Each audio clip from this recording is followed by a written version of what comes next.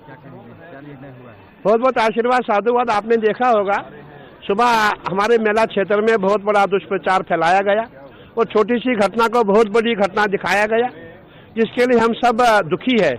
ऐसा नहीं करना चाहिए था। और जब हमें ज्ञात हुआ कि इतनी बड़ी घटना नहीं घटी है, देखे जो अनहोनी होनी थी वो हो गई। अब उसके लिए क्या किया जाए? अब मैं यही कहना चाहूँगा, अब जितने भी हमारे संत महात्मा हैं, अभी तुरंत हमें समय मिलेगा और हम सब दिव्य भव्य रूप से हम अपने नागाओं के साथ, अपने महामंडलेश्वरों के साथ, पूरे जो हमारे भक्तगण हैं सबके साथ अपना स्नान करेंगे। ऐसा मेरी मेला प्रशासन से वार्ता हो रही है। समय मिला है?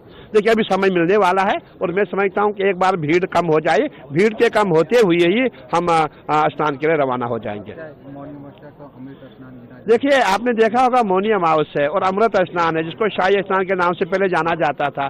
और इस समय माना जाता है कि इस समय जो हमारे जो पितरदोष होता है, और पितरदोष के लिए आज हम पितरों के लिए तर्पण करते हैं, दान करते हैं, पुण्य करते हैं। और जो आज स्नान करता है उसको मोक्ष की प्राप्ति होती है। यश कीर्ति यम यम कामेत कामम, जो जो हम इच्छा करते हैं, जो जो हमें चाहिए उसकी इच्छा करने से हमें पुण्य का फल प्राप्त होता है, ऐसा माना गया है। और जहाँ गंगा यमुना सरस्वती का मिलन है, और आपने देखा होगा यहाँ गंगा यमुना सरस्वती का मिलन है, परंतु आपने महाकुंभ में देखा होगा यहाँ पूर्व पश्चिम उत्तर दक्षिण चारों दिशाओं के जितने भी सनातनी है सभी यहाँ है। हमने देखा पूरे विश्व के सनातनी यहाँ है। हमने ये भी अनुमान लगाया 12 से 15 करोड़ की संख्या में श्रद्धालु प्रयागराज में है। तो इतना बड़ा महाकुंभ है और इसको आयोजन करना इतना आसान नहीं है। इसीलिए मैं समझता हूँ दुर्भाग्य से जो घटना हुई है वो घटित हो गई। अब हमें आगे कार्य करना है, हमें अपना स्नान करना है और हमें ऐसा संदेश देना है,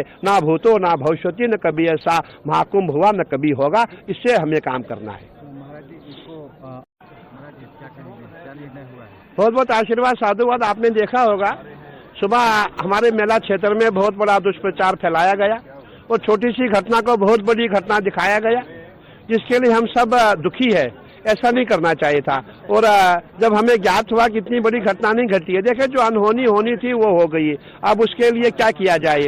अब मैं यही कहना चाहूँगा, अब जितने भी हमारे संत महात्मा हैं, अभी तुरंत हमें समय मिलेगा और हम सब दिव्य भव्य रूप से हम अपने नागाओं के साथ, अपने महामंडलेश्वरों के साथ, पूरे जो हमारे भक्तगण हैं सबके साथ अपना स्नान करेंगे। ऐसा मेरी मेला प्रशासन से वार्ता हो रही है। समय मिला है? देखिए अभी समय मिलने वाला है और मैं समझता हूँ कि एक बार भीड़ कम हो जाए, भीड़ के कम होते हुए ही हम स्नान के लिए रवाना हो जाएंगे।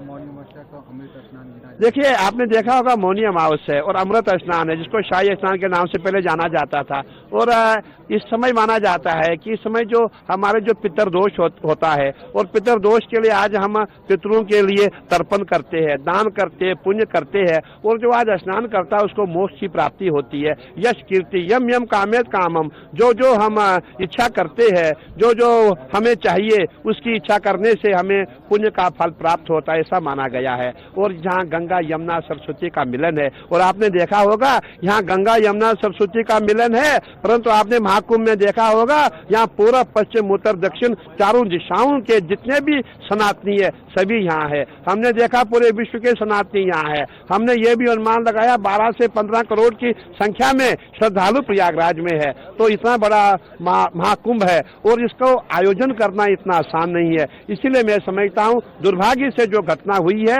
वो घटित हो गई। अब हमें आगे कार्य करना है, हमें अपना स्नान करना है और हमें ऐसा संदेश देना है, ना भूतो ना भविष्यति, न कभी ऐसा महाकुंभ हुआ न कभी होगा। इससे हमें काम करना है।